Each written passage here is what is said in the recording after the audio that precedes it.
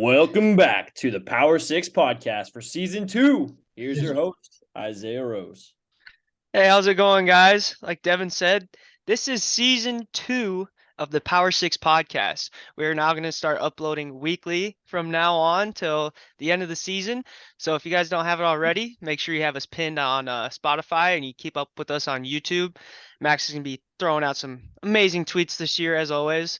Tonight we got the whole crew. We got Max, Connor, Headley face reveal tonight. And then we have Brad, Devin, and myself. We're just going to go ahead and get things rolling here. Max, what do we got on this week's agenda? So for this week, it's going to be kind of our last general sort of college football pod. We're going to talk about various topics, Big Ten media days, Nebraska football. A lot of stuff has happened around the Big Ten over the last month or so, so we're going to get caught up on that. And some other things too. Colorado switching conferences. That's kind of a big deal. And then just to give everyone a rundown of what's coming up, next week we're going to start getting into a little bit more of the preseason preview.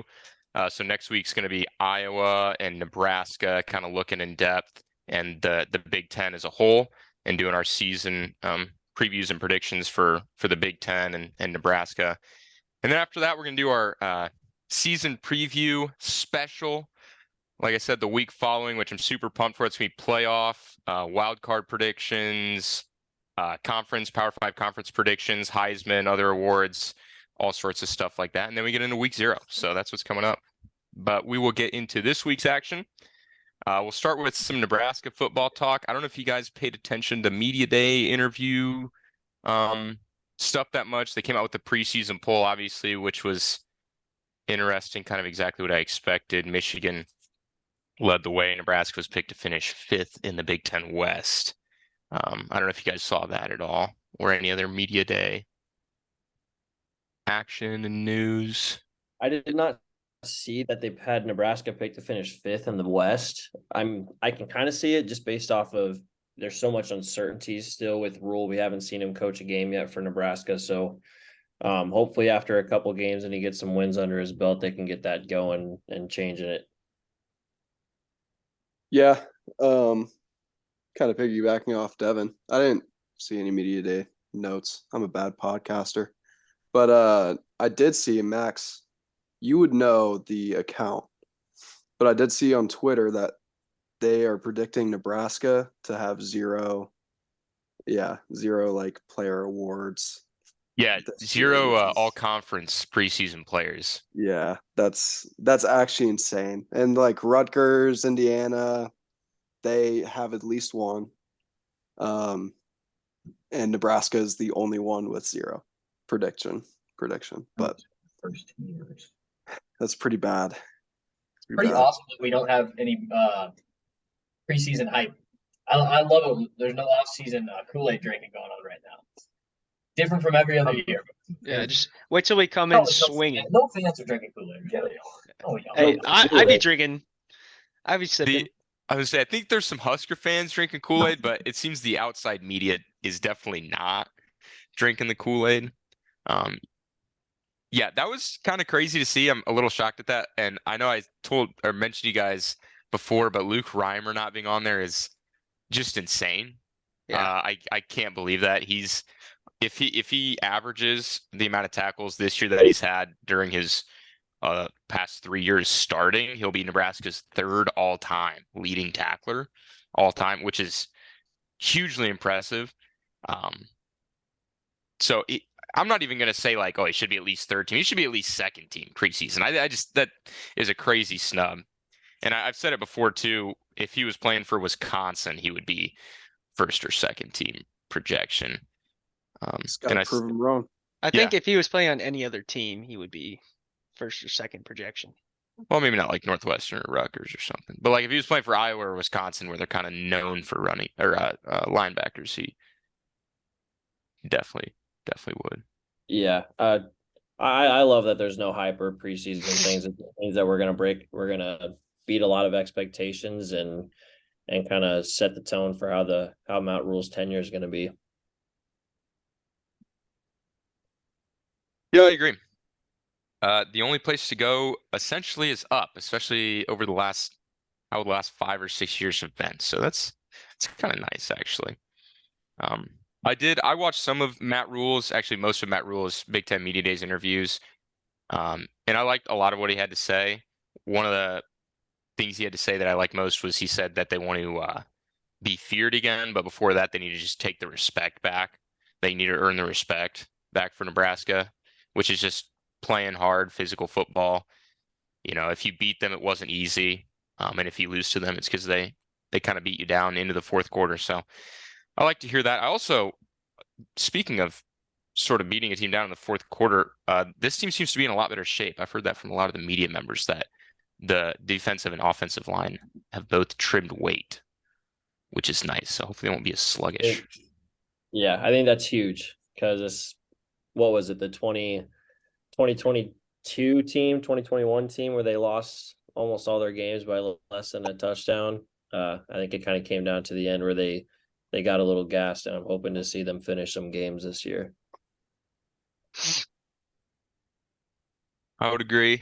The other big news that happened just last week, actually last Friday, was Bob Wager, the tight end coach, resigned after being charged with a DUI.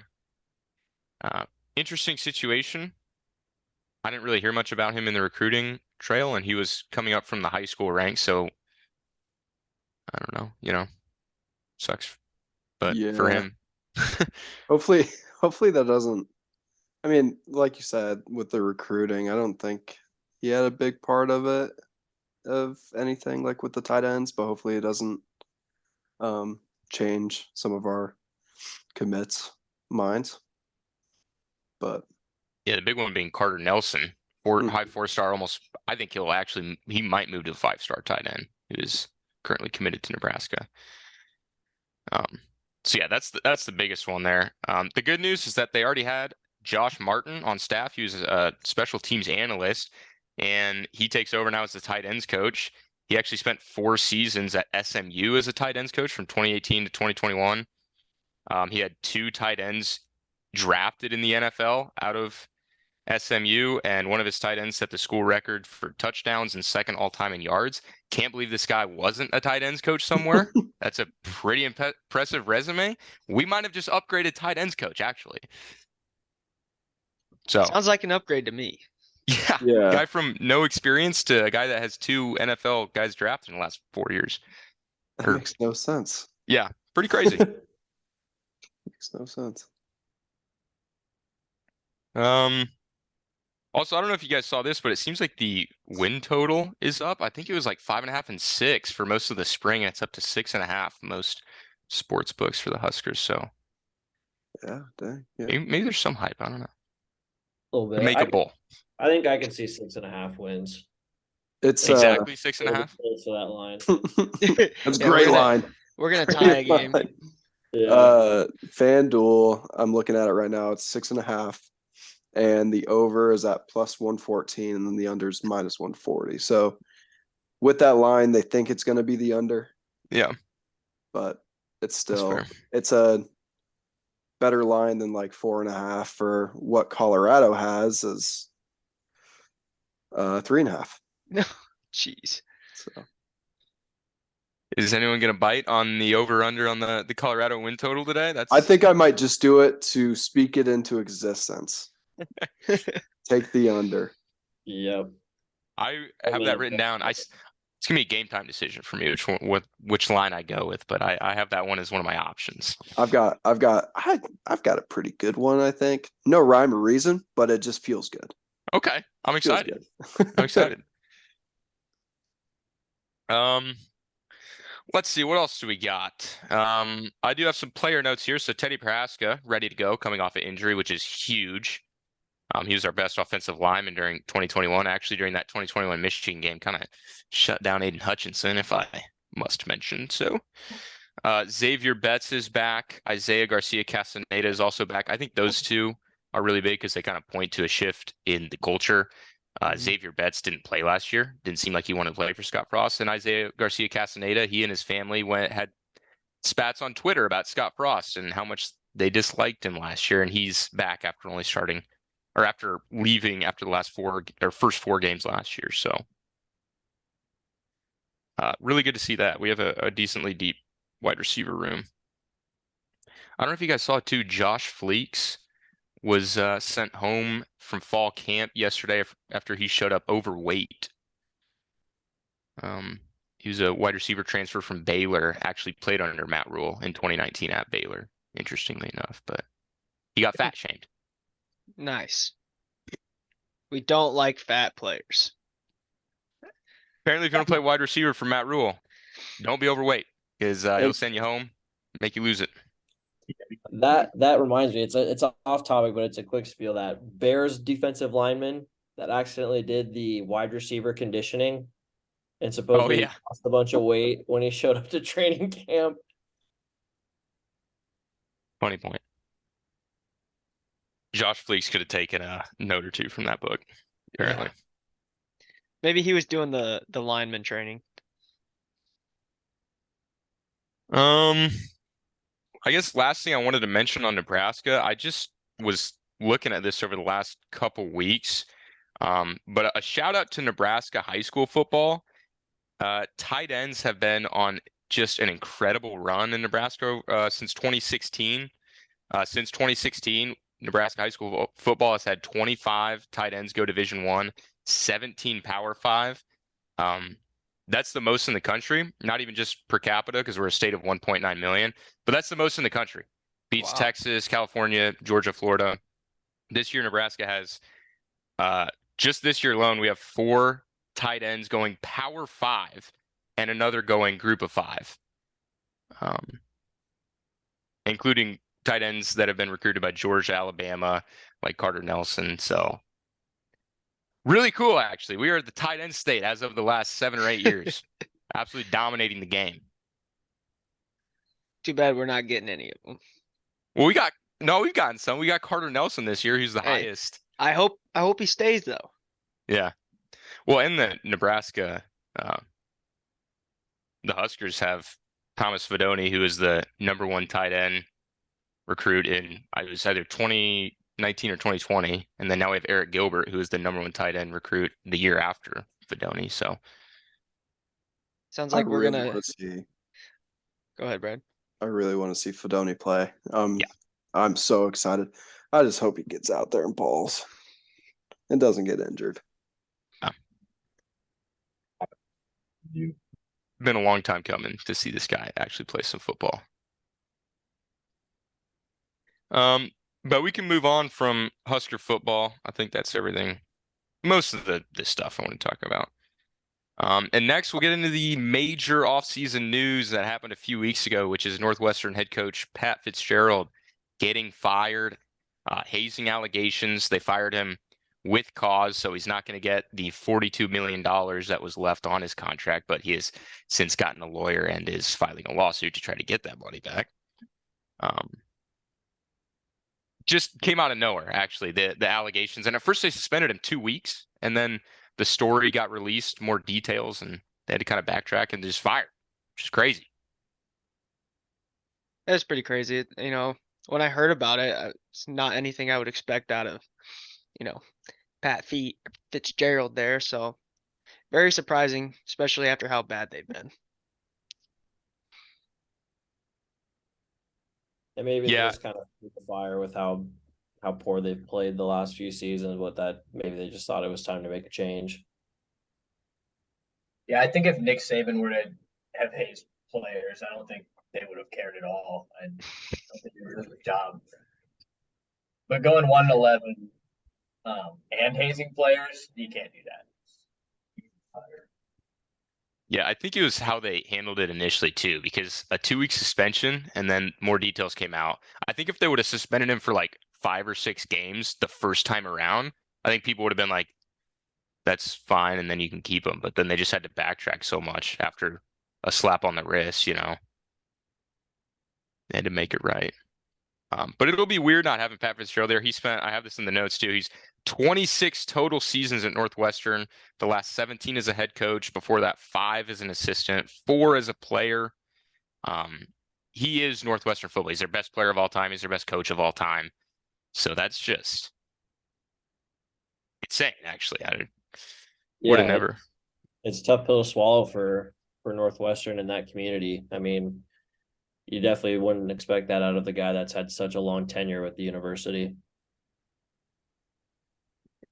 By the way, Headley, you mentioned Nick Saban. I do have Pat Fitzgerald down as a Nick Saban coaching rehab candidate. Could be a potential. What position do you think he would coach? I don't think he'd be like a coordinator, would he? No, probably not. I could see I him don't know, either. what position did he play? I'm pretty sure he played linebacker. I think Pat Fitzgerald as a linebacker coach would be pretty awesome. He could haze those guys right into shape. Yes, he could. Hazing is cool. Yeah, but only when you're winning games, not if you're going 1-11. You get fired. No, that's crazy, ain't it? He was hazing a team that was going 1-11, man. I don't think he was hazing them, right? Was he just like not No. stopping the I heard- hazing? I read a story that he was also doing like, I think the signal was they did like a clap over the head, and there's like evidence of him doing that during games, and that was like the sign to do whatever to that certain player or something. I heard he was walking around the locker room and just grabbing dicks and just yanking them. I had the hard time with it. I didn't hear that one. No, No. He doesn't have a real strong case to lawyer up then if these things. that was just slander. That's just sexual assault. Heather, you can't slander our next linebacker coach like that. Alabama's next Yeah. linebacker coach. I will say it is unclear whether Pat Fitzgerald knew about everything or not, but I think the sentiment was that the stuff that was going on was so bad that he's the leader of the program getting paid millions of dollars. You kind of have to know that's going on and keep it in check. So Yeah. either whether he knew about it or not, there's really not much defending it. You're responsible for the program. It's kind of like a Joe Pa incident, you know? No, it is actually not like that at all. It is not even remotely similar, not even close to as bad. Wow. That was like the worst of the worst. That was a terror. that Put was him a up there. Put him up there. Awful comparison. Oh, this podcast is going off the rails quickly. Yeah, we have an Isaiah Rose nonsense Maybe- draft this season. Maybe George Bush didn't do 9/11, but he damn sure knew about it. He did. Yeah, He was just turning the blind eye, man. He's like, oh, this is turning into conspiracy pod real quick. To get back on track, though, this brings me in the trivia question. So, Oh, sweet. Pat Fitzgerald was one of the longest tenured head coaches in college football. He'd been coaching there since 2006. Can you guys tell me the 4 other college football head coaches who have been coaching at their schools longer than Pat Fitzgerald had? Joe Pa. Kirk. No, currently. Kirk Ferentz. By current longest tenured. Kirk Ferentz has got to be one of them. Like Brad Kirk said. Ferentz is number 1. That was Yeah. Connor said it first, so I heard him. Oh. You just can't hear the audio. Shit, Mike. Oh, Mike. Uh, I thought that Kirk Ferentz was like the longest tenured coach in college football right now. He is. Yeah, He he's is. been coaching at Iowa since 1999. Longest in Brian college football. Ferentz is right behind him too. Nick Saban's been there since like what, 2008? I think he was 2007. 2007, which is close, but not longer than the old Patty Fitz had been. Very close, though. They're always so hard. There's one more of these that you guys should definitely get. You'll know it. Okay, we did not hear that, Connor. I'm sorry.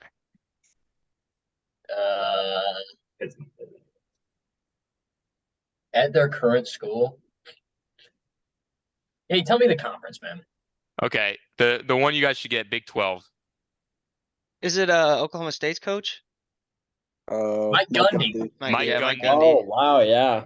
Yeah, Mike Gundy's been at OSU for 18 seasons since 2005.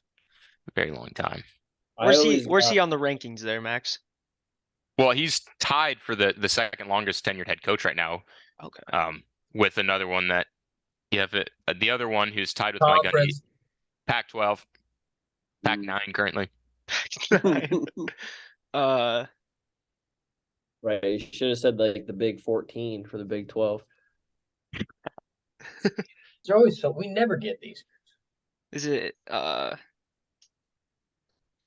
It's got to be like Oregon State. It's not even Oregon State. No, it's no, not because we Oregon. got Mike Riley from them. Yeah, it's got to be like Washington. No, Utah. it's not Washington State. Was that Devin? Utah, Utah? is what he said. Yeah. Can anyone name Yeah. their head coach? No clue. Gosh, dang. Probably a Mormon. Headley can. No, it'd be BYU. Still in Utah. I don't know Utah's coach. Kyle Whittingham. Oh, Yeah, Whittingham. no, I would Okay. never guess that name. Yeah. And then the other one you guys, I mean, I knew you'd get two of them in there, which you did. The other one you definitely wouldn't get. It is Rick Stockstill at Nate Oh, I Weibel. would If have you're- got that, dude. What the Tennessee. hell? Nate Weibel Nate, University. If Nate Weibel's listening, Middle Tennessee State University. He's been there since 2006. Yeah, if Nate Weibel was listening, he'd be screaming it. Been there for a long time. We'll do a part B to the trivia question. So Kirk Ferentz, longest tenured in the Big Ten. It was Patty Fitz, who is now the second longest tenured head coach in the Big Is Ten. it? Harbaugh. Yeah. No, it's close. I think he's third. Is it It's Fleck? not It's not got to Fleck. be. It's Penn State. Yeah, I was gonna say Penn State. James Franklin. James Franklin. Yeah. Oh, yeah. He's Yeah. been there He since took over right after Joe 2014. Paterno, right?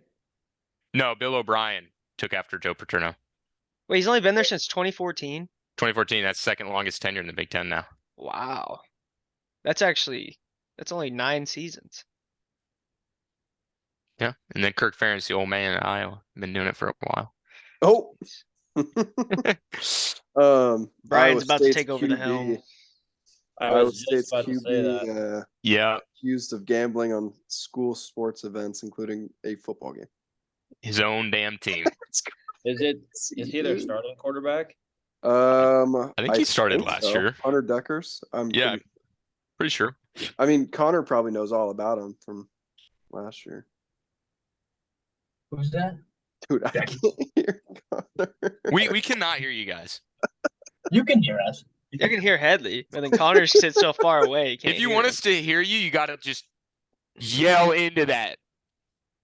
Dackers. Yeah. That's good. Yes, good job. Okay, what's the second word? Hunter. We're going. Yeah. Okay. We're going last name first. But yeah, that's been a big thing this off season. Yeah, especially in the state of Iowa. Yeah, all the gambling. It's fun state. Everybody does it. I guarantee there's way more people, athletes that do it. Oh yeah. You just got to be smart Bet on about it. anything. Like they can't bet on like NFL or NBA. I think that's a violation. So They can't bet on anything that like the NCAA is in partnership, which is literally with like every pro sport, except for like they could bet on boxing, UFC, Table tennis. probably like racing, but almost just all. Yeah, they can't bet on most things. I mean, Have you shit. read it sounds any bad when they details come on it? in. Like it sounds really bad when it comes out that people are betting on games, but then it's like a college student betting on the NBA finals. That's not that bad at all. No, Yeah. no, It's tough. it's But- bad when it's their own team. Yeah, can't do that part. Can't bet on your own team, which is Could Matt probably Casey probably know? the news Iowa State fans were not hoping here. He completed approximately 366 mobile/online sports wagers totaling over $2,700.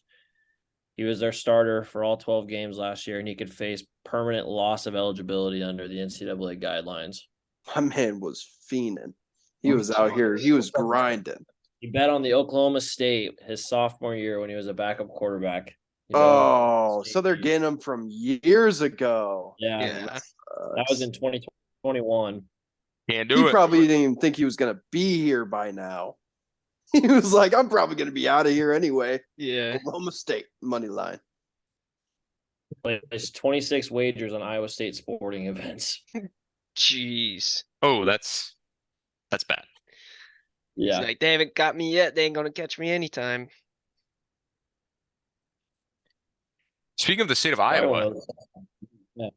the Iowa Go Hawkeyes ahead. lost to both Iowa State and Nebraska last year.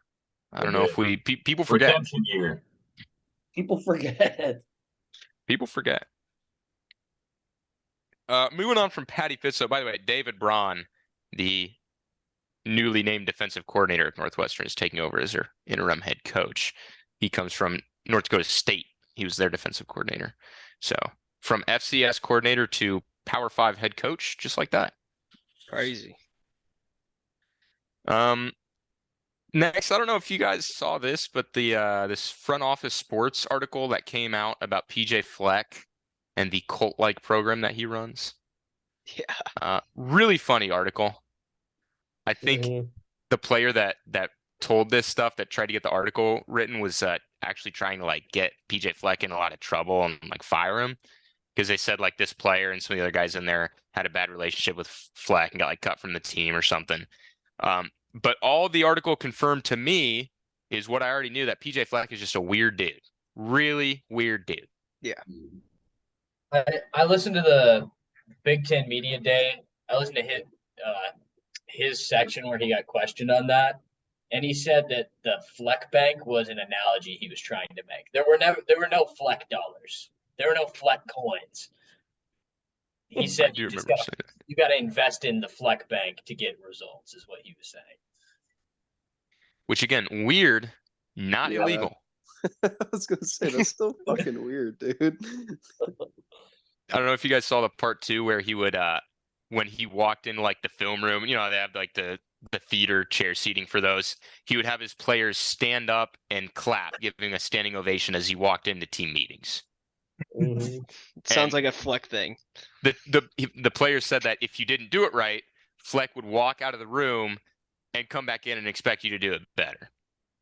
Again, not illegal, really weird. Very PJ. That's just so PJ Fleck. Man, I'm So really PJ Fleck. glad we didn't get him as a head coach. After hearing that I don't story. know, man. He still brings results. He's weird as hell, but shit, he can win. The Fleck Bank has been paying off. It does. It does. No division titles yet, though. I think they're still searching for that. Yeah.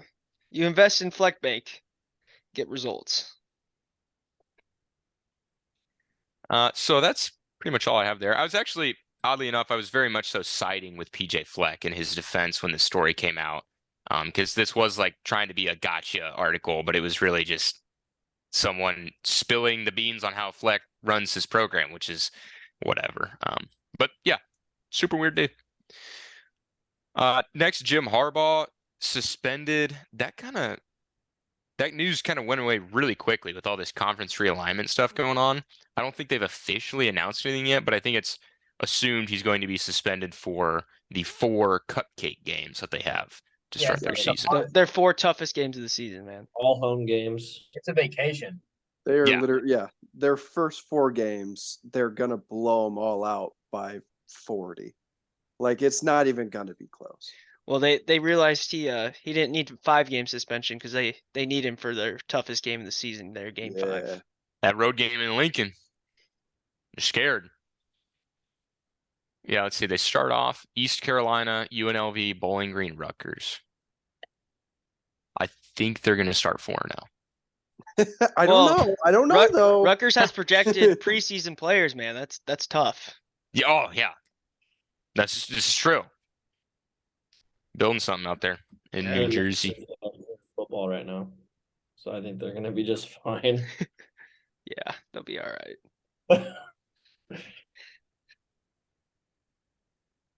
How about Colorado? Gigantic news. They're going back to the Big 12, where everything began for them. They're leaving the Pac-12 right after media days. The Pac-12 commish couldn't give them a media deal, which is actually looking really dire for the Pac-12 now. So the tiny baby Buffs back to the Big 12. Are they Crazy. doing that? When are they doing that? This season will be their last season in the Pac-12. So after this year. It's interesting. I think we'll have to wait and see what the competition looks like to see how they'll fare, especially with Texas and Oklahoma leaving. And again, there's so much realignment going on. It's hard to say who's even going to be in the Big 12 next year. I know they're bringing in a couple other schools, and we'll see if prime time is made for Big Ten offenses and Big 12. Yeah, and the Big 12. Or yes, Big 12. Yeah, I think this might spur some more movement. It looks like Arizona potentially wants to go to the Big 12, and then Arizona State and Utah might join them. It could be the end of the Pac conference, whatever number they want to use anymore. The Pac-4 now.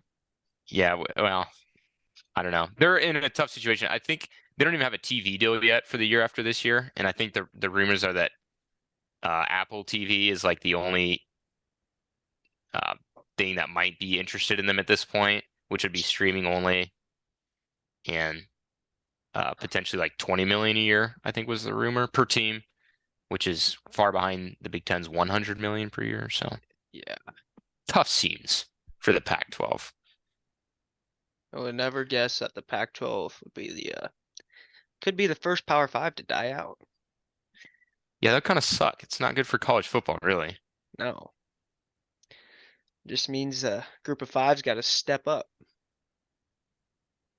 I wonder what that'll do to the playoff if the Pac-12 continues to fall apart. Because isn't the champion from each Power 5 conference guaranteed a spot in the playoff?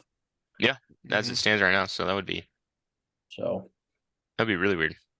mhm. I don't know what they would do about that. I wonder if some of the independent schools will go to the Pac-12 then. Well, there's only a few. And I don't think any of them are big enough to try to save the conference besides Notre Dame. And I don't think Notre Dame's going to join the Yeah, Pac-12. So, because I could see BYU going to the Pac-12, but that won't. well, they're in the be Big like 12 it- this year now. Are they really? Yeah, this is their Okay. first year in the Big 12. I haven't. That tells you how much I've done my research. Houston, are they in the Big 12 this year too? Yeah, so the teams that the Big 12 added for this season, actually the first season, is BYU, Houston, And Cincy? Cincinnati, and UCF. Oh, UCF is too. Mhm. And then this will be a one-off year for the Big 12 because they have those four will be in the Big 12 this year, and this is the last year with Texas and Oklahoma as well, and then they leave. So Mhm. So how many teams do they have in their conference this year then? Is it they have 14 14?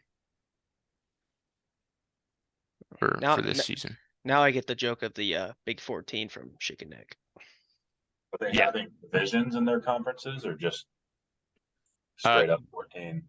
They didn't because they just had 10 teams as of the last like 5 years, so they did a round robin. Every team played each other once. But they're still not doing divisions this year, even with 14 teams. So they might have to have some tiebreaker things in there to stipulate who goes to the championship game. Which would be the same as the Big Ten, as far as we know it, when USC and UCLA join. Pods or divisions don't look like they're on the table yet. So same thing, unless Oregon and Washington get out of the Big Ten, which is rumored. Yeah. So we'll see. Super Conference. I also put my notes in there some explicitive words with Colorado too. This is just so stupid because Colorado is bailing on the Pac-12, and I mean I get it, but they have not done. They've been worse than Nebraska by far over the last 10 to 15 years, and now they're going to be the team that kind of spurs chaos amongst conference realignment. And I feel like it feels like they just think they're lighting the world on fire now with Dion. They've become a really annoying college football program. Hey, Not that I- they it's always all have been, because but- of Dion. Yeah. Dion's annoying, and he had to bring it all with him. He brought his baggage or whatever luggage with him. And Louis. That's part of it. Brought some luggage. Deion's just been in the spotlight since he's gotten to Colorado, whether it's with the program or in his own, personal news with everything going on with his foot and his leg. And yeah, it's definitely caused the college football world to kind of get a little shockwave with all these movements. Was it the Oregon's offensive coordinator? As their head coach. Oh, that's their head coach that made those comments about Yeah. Colorado. That's pretty awesome. What were Dan these? Lanning. Dan Lanning said they asked him about the head coach at Oregon. They asked him about Colorado leaving the conference and what his reaction was, and he said and I'm paraphrasing, but he said not a very big reaction. And then he asked, "What have they won in the conference?" And he paused for a second. He's like, "Yeah, I don't remember them winning anything." So Nice. I like Dan Lanning now. Because it's Yeah. true, they have not won shit. They play each other this year, so I'm marking that one on my calendar. Yeah. That'll be fun. Piggybacking off of the Oklahoma and Texas and Big 12, they leave after this year. This is their last year in there. And neither of them have won the conference championship for the last 4 years. They have not been two of the better teams in the Big 12. But they're leaving for a better SEC conference. So I think they're in some trouble. I kind of asked here which team in college football changing conferences will have the most success. I don't think it'll be either one of them. I think OU is in some trouble because they were not good last year. Lincoln Riley left, and now they're going to be going to the SEC. Yeah. Could be rough. Yeah, I think they'll probably have the most trouble. But like going off the team that I think will probably end up being the most successful, I could see, USC coming to the Big Ten next year, being one of the better teams going to a different conference.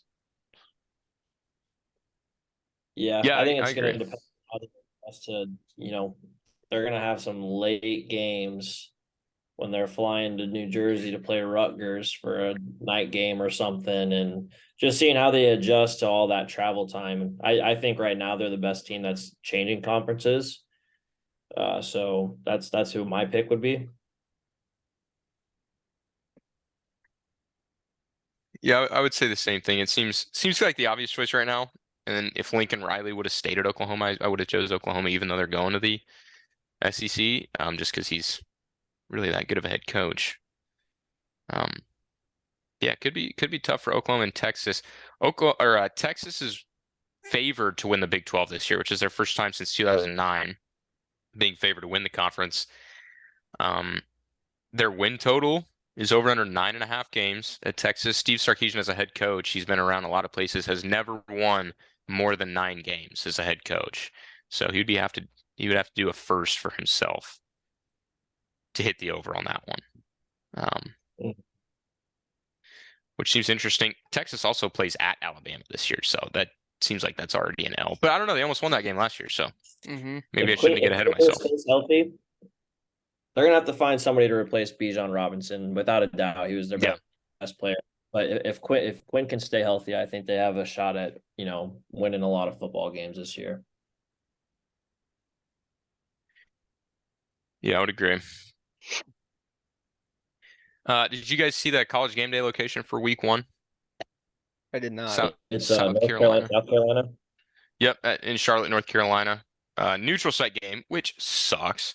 But it is South Carolina versus North Carolina. Where's the game at? Charlotte, North Carolina, at the Panthers Stadium, which is not the worst neutral site game ever because it's still in the Carolinas. But yeah, I think that's awesome. I'm excited for it to see Spencer Rattler kind of face off against Drake May, and see Drake May is projected to be one of the top draft picks, top quarterback, alongside Caleb Williams, to see how he goes out there and performs. Especially with my Cardinals potentially having the #1 pick next year. Looking at Drake May. Well, I think Caleb Williams is better, but there's a lot of talk behind Drake May and his arm talent. Well, the last time the Cardinals went with a Lincoln Riley quarterback. Yeah, but that's a sore subject at the moment. We'll see what they decide to do. He just got a massive contract extension. Didn't Kyler Murray win the Heisman too? Mm-hmm. Yeah. Calamari. Calamari's probably the best quarterback to ever come out of Oklahoma. Yeah. Not the Bake? Bake does have a statue too. I think Calamari was a little bit more electric. Yeah. It was just a straight up D-bag on the field, and people love it. You got something to say there, Connor? No, he didn't get the joke, calamari. Calamari. He goes, who the fuck is that? College Bake was something different. College Bake was awesome. Yeah. He was something different. I mean, I still remember him playing Kansas. Yeah. Driving his junk across the fucking field. He was fun to watch. He was telling everybody to go root on basketball and just putting up 100 on him. It's great.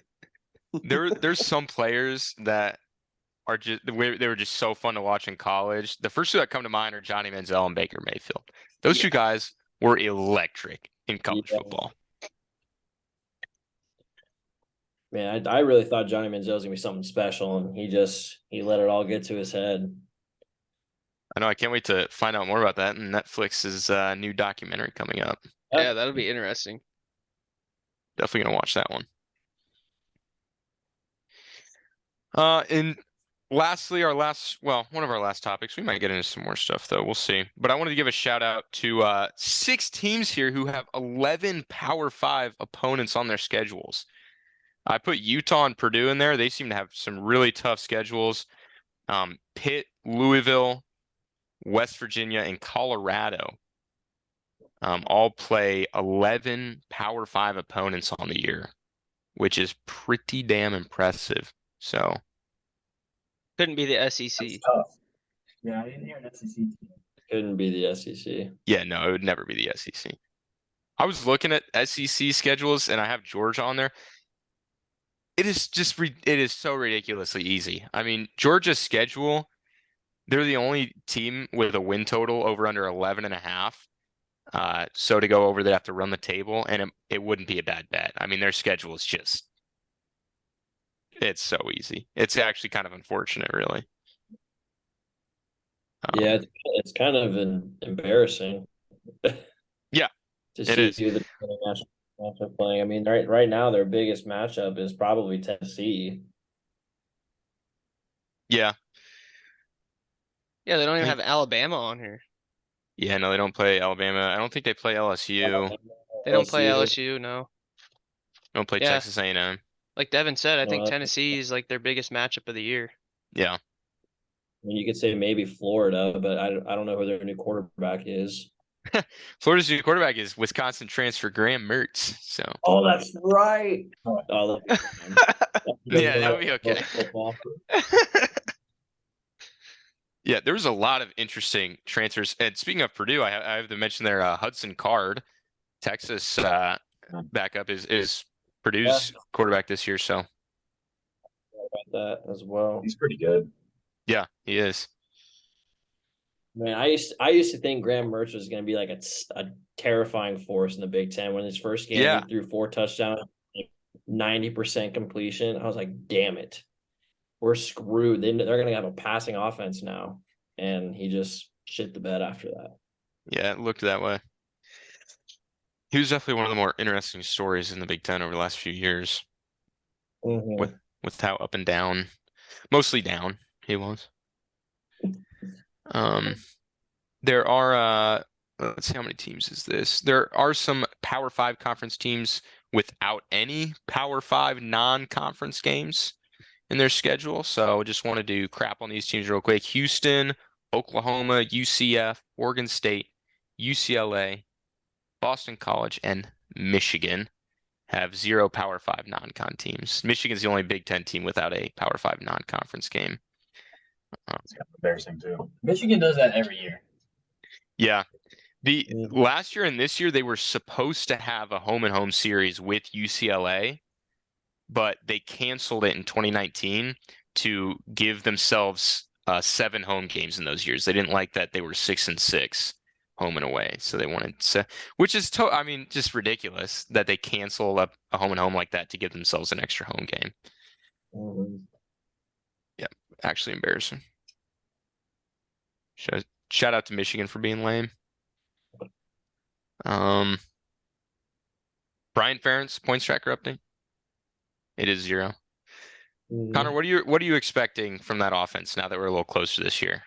We're probably going to be right around the point tracker, right around the 25 points or whatever it is. Just as an offense or with defense points included? Oh, there's going to be a few defensive points in there. Come on. There might need to be. There will be. Brad, you should definitely add a sheet on our spreadsheet that's just the points tracker. Oh no, I could do that. They definitely upgraded at quarterback. That's for Yeah. sure. Yeah. Is their O-line gonna be better? Their O-line was not good last year. Yeah, they should be better. They added one guy, and then they're all just going to be older. So Yeah. there's been good talk about them.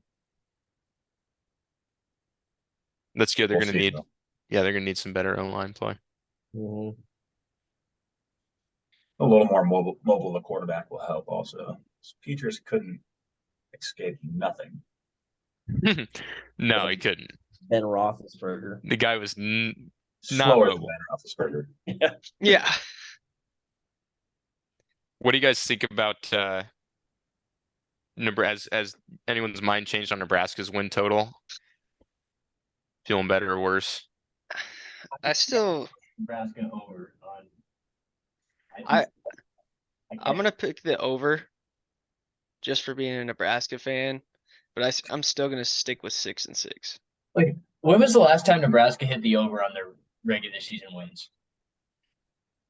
I think it's Oh like man, 7 or 8 years. the only Uh. 2016 we probably did. Yeah. I think we've I think it's like been 7 years. I don't know if that's real, but Well, if it's 20 7 years, that'd be 2016. yeah, 2016 would be the only other time because that's the last time we made a bowl I game. know Frost never got it. No, Yeah. No. no, Frost did never really came close, actually. It has to be 2016, I would assume. Because that year was actually kind of fun with Mike Riley until we started to suck. But we made it up to number 7 in the AP poll, so that was really cool. That team was not good, but they won. Yeah. They did. This is the And so- opposite of 2021. That's actually very true. I would take the opposite of 2021 any day. I am excited for next week though, because next week we're going to break down more of the Husker team, more of the position groups. Yeah, I mean, I was going to say earlier too on the point with no preseason first, second, or third teamers that Nebraska does return 14 starters this year. Now that's not all from Nebraska; that's from transfers around the country and Nebraska, but that is tied for most in the Big Ten with Penn State also at 14 starters coming back from last year, which is a really good sign. It's just a decent amount of them are transfers. Yeah, there's a decent amount of depth at certain places and a good amount of talent. And I'm excited to see Jeff Sims too. He I looks am like as a well. beast. I'm really excited about Jeff Sims. But with that, should we get into our first prediction of the year? Our over/under win total for teams this lock. So, in case I didn't explain it earlier, we're gonna do 3 future locks for the season. We're gonna do one this week, one next week, one the week after that, and they're each gonna be different categories. This week's lock is a team win total. So over/under on win total lock. Rule this year: you have to bet your season locks. Okay. Yeah, I'll bet I my need season to lock. see the receipt. Okay. I need to see the bet slip. Okay. I was gonna bet all of my locks this year too. So Sounds like we got to go over to Brad's apartment. We could use our earnings from the podcast and all put it on our bets. Yeah, we all get all right, so we're not betting anything this year. We all get a cent to bet. yes, FanDuel allows that. You can bet 1 cent. For me.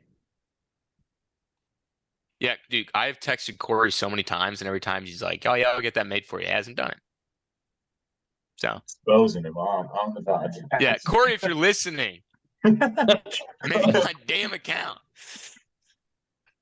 Does everyone have their locks ready to go? I am still a game time decision, but I think I know what I'm going to go with. I'm Is this ready. also I'm ready. am I going first too? Is that how we're doing it? Max, you go first. And Okay. if you could tell me your odds, say the odds too. Say the odds. If you have them. If not, I can find it. We switched get up it the real quick. order I here, had it pulled up. Brad. Yeah, I switched it up a little bit. Season 2. All right. Season 2, heavy face. Season 2 Headley face. Headley face reveal. Be a man. Hey. A lot of viewers thought I was a woman last season. I saw all the comments. He's a transgender. He's been drinking too much Bud Light. So I was deciding between a number of teams. I actually have 6 teams written down with different totals. But I do have a number one candidate that I really like, and that is Utah out of the Pac-12. I like them over 8.5 wins. The odds for that, Brad, are plus 120. Surprisingly enough, I thought that would be favored. Good value. Cam Rising is returning for Utah. That's awesome. Very experienced. Utah is actually 5th in the country in returning offensive production, which is quite impressive. They do lose star tight end Dalton Kincaid, but they return their previous starter before that. And yeah, they return a lot of offensive linemen too. Their defense last year in their last 7 games was top 25 defense. They turned things around. They're returning 70% of that production as well. They have a tough schedule. Like I said, they are one of the teams that plays 11 Power 5 opponents, but their out of conference is Florida and Baylor. And I think they can win both of those. And they also play a couple of the easier teams in the Pac-12 in Cal, Arizona State, Arizona, Colorado. So yeah, Utah over 8.5. Great pick, Max. I'm gonna kind of go off of what Headley did last year. I'm taking the Kansas under at 6.5. The odds for it, Brad, are minus 144. I just think they're not going to be able to get it done. They started out on a hot streak early last year and then just kind of stalled out, losing 5 of their last 6. And so I think it's going to be a rough one for them this year. They are returning Jaden Daniels, aren't they? I believe so, yeah. I believe so. I just don't think he's going to be enough.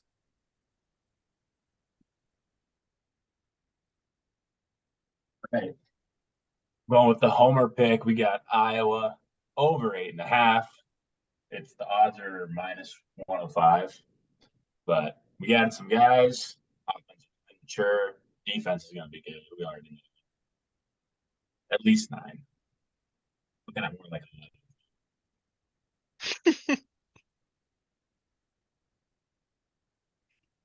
And we're still special teams you. Sure. Okay. I got Minnesota under 6.5 plus 100. They are losing a lot of big pieces. Tanner Mojo. They're losing Tanamuga. Then they lose their running back too, and also they have the hardest schedule in the Big Ten. So under That's 6.5. a fact. And because they're losing Nebraska. Yeah, and the Fleck Bank is getting near empty. It's almost bankrupt. Yeah, I'm going with the Fleck under. All right. Connor stole my first choice. I actually had them at a different line at 7.5, but I'm gonna go with the Colorado under at 3.5. The odds are minus 155. So I think Colorado's gonna be a terrible team this year. We're gonna go watch them in Boulder play the Huskers, and they're just gonna get shit on after they get shit on by TCU. So Colorado has like the hardest schedule in the Pac-12. Yeah, it's tough. yeah, and then they're gonna go play in a better conference next year and be even worse. Dude, I was considering that pick. I just can't imagine Deion Sanders as a loser. I can't imagine it. Yeah, Best believe it. I don't like the guy. He can't walk either, so. Yeah. Okay. So we split over unders 3 and 3. So I'm going Penn State over 9.5. They were a sneaky good team last year, kind of quiet, but they still won 10, 11 games. I don't I know. think they won They went 10 and 2. And they're going to go 10-2 again. They're going to lose to Ohio State and Michigan, but their schedule does not look very tough. I'll just run through it real quick. West Virginia, Delaware, Illinois, Iowa, Northwestern, UMass. Indiana, who's going to be bad. Maryland, probably not great, and then Rutgers and Michigan State. I don't see them going 9-3. So that's Who do my- they play from the West? They play Penn State. yeah, Penn State plays. God, I'm blanking on the West, dude. Indiana, No, Iowa. it's East. Ah, dang. Okay, Illinois, Iowa, Indiana. No, Do they play Northwestern? they do play Northwestern. Yep, there it is. They do play Northwestern. Yeah, so Okay, yeah. Illinois, Iowa, and Northwestern. Those are Okay. back to back to back, actually. Oh wow, interesting. That's a great pick, Brad. I like that one a lot. Because Penn You State's like gonna be mine? even better this year. What was yours, Headley? I don't even remember. Minnesota under. Oh yeah, no, I like that because their You schedule You is only so like tough. Brad's pick. I get it. I mean, Penn State is just—they probably are gonna have another solid 10-2 year, but they are gonna be even better than they were last I year. don't like your pick. You hate my pick? That's good. That makes me like it even more. Fade Headley. Yeah, I was and actually. for the listeners, -140. Those were the odds. I was actually really considering that Colorado under as well, but there's just too much unknown with Colorado for me to bet on them at all right now, No, unfortunately. Trust me, Max. I know it's gonna be. They're gonna go 1-11 again. I would love that. I They're would bottom too. in the country in returning production because they just killed all of their team and then Yeah. brought in a bunch of transfers. It's hard to kill your whole team and then bring in a bunch of guys that have never played together. So Yeah, and I really hope it doesn't work out. I hope that they are just absolutely terrible next year. preying on their downfall each and every day. I was listening to a Colorado writer, and he was asked if their fans still feel like the Nebraska game is a big rivalry and if they care about it. And he immediately just said, "Oh yeah, Colorado fans hate Nebraska." And I was like, "That's the exact answer I wanted to hear." You're goddamn right, dude. Really pumped for that one. Yeah, I think that'll do it for this episode, unless anyone else has anything. I wanted Yeah, to. just make sure we go get our bets in, guys. We have to bet our locks. Okay. We got time. We got time. What if I change it? What mine changes? It's gonna change in my favor. I don't Uh, think Kansas win total's going up. I don't If think it's so. down, Probably if right. it goes down, I might start asking some questions. No, Max, I had another oddball lock. It's not for like teams win-loss total. It's I think that's for next week. Yeah, Eh. I mean, we do have more categories of locks.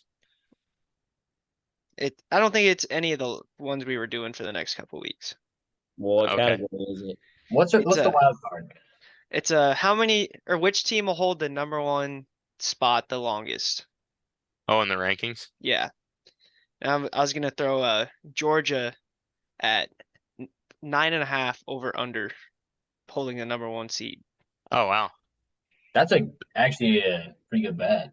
that's an Probably. interesting one. Obviously, I would take the over on that just because of how easy their schedule is, but you never know. Yeah, Well, it could just get bumped down for it when the playoff rankings come out, just because I haven't played anyone though, so that's a concern. It's probably just AP poll, isn't it? Yeah, just for Oh, regular okay. season. Yeah, I mean, I think it'll just depend on if they start preseason number one, which I think they will, but I also think Michigan. I think It's gonna Michigan be- will start As of too. right now, I found a website. It was like way too early. College football rankings. And they had Georgia number one, and then it looks like Michigan's a close two. Yeah, So I I mean, think even after the first week, if Georgia goes to number one, then they could still get 11 weeks, 9.5 line. Well, the problem is if Georgia doesn't start number one, they don't have enough good teams on their schedule to leapfrog anyone. They're just gonna cruise at like 2 or 3 or 4 in the polls. 9.5. Just depends where the preseason ranking is. Hey. Michigan starts one and then just kills all 4 teams they start off, then your bet's already over. Yeah. Then it's over. Yes, that is the point. Yep. I'm still gonna go with it. Yeah, I'm gonna be pretty high on Michigan this year. They have a hell of a roster coming back, including their 2 running backs, Blake Corum and Donovan Edwards, both returning. That's ridiculous. Yeah, it's gonna be a tough team. Quarterback coming back. Why don't we get nice things? Yeah, sure. Well, we 'Cause do we're have Nebraska. we do have 3 running backs coming back, which is I actually think our running back room is pretty damn good. Is it Blake Corum and Donovan Edwards though? No, it is not that good, but I think Hey, Brad, I think it's pretty damn good for the Big Ten West. we do get some nice things. You know, we just got a brand new $150 million training facility. That's true. Training facility needs to produce results. Yeah. Yeah. Okay. It's just opening up. Yeah. But yeah, the Big Ten's gonna be loaded with running backs this year. Michigan, Ohio State returns Travion Henderson and Mayan Williams. Headley, I know you and I watched Mayan Williams play against Notre Dame last year, and that dude just doesn't go down. Yeah, he runs like a feral. What did you say? Couldn't hear you.